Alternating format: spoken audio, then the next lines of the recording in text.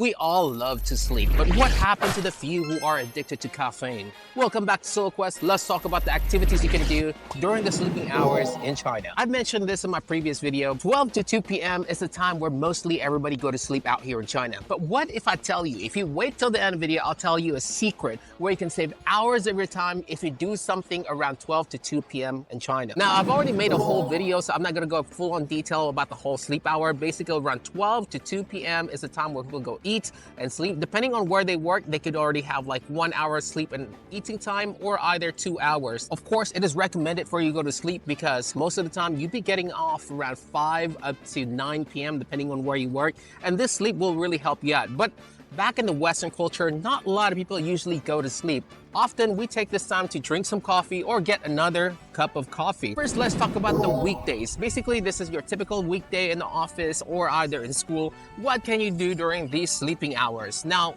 of course, you can just stay in the office, put a dim light, and then start working again. But what if you already finished your work and just don't really want to work in general? You can just go outside, get yourself another cup of coffee and any other coffee out there. I think this is the best time to get yourself a cup of coffee just because there's less people in the coffee shop.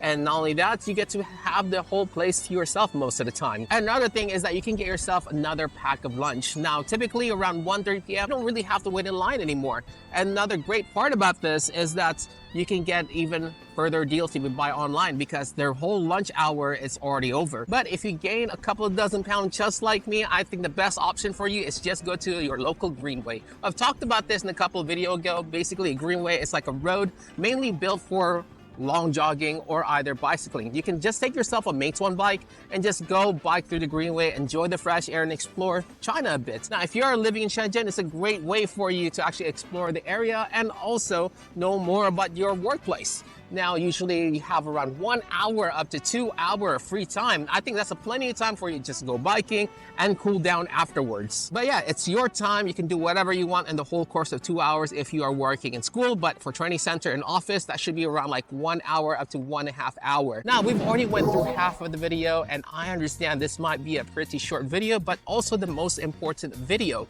And now let's talk about the secret hack for you to save 1 hour up to 3 hours of your time during the weekends. And unfortunately, if you do work in a training center, you're still working and you don't really have time to run around and explore around Shenzhen. But for the fortunate few who do work in an office or either work in a school, you do have the weekends off and you're able to explore. Now, these lunch hours are the perfect time for you to explore the area. Now, the main reason why, again, because people are going to be sleeping and eating around this time, and there's going to be less people on the streets. Now, for example, let's just say you want to go to DaMasha or Xiaomesha. I would recommend you go around like 12:30 p.m. and this is when the traffic starts to die down. They're usually asleep around this time, and you can go there a bit faster. And a better idea, try to arrive there around 1:30 p.m. so you can get the best spot as well. Now, this is why mostly I plan my trip around this time because I can save a lot of time in general. But yeah, the main gist of it, if you go to like a fancy restaurant or either touristy places, it won't be closed.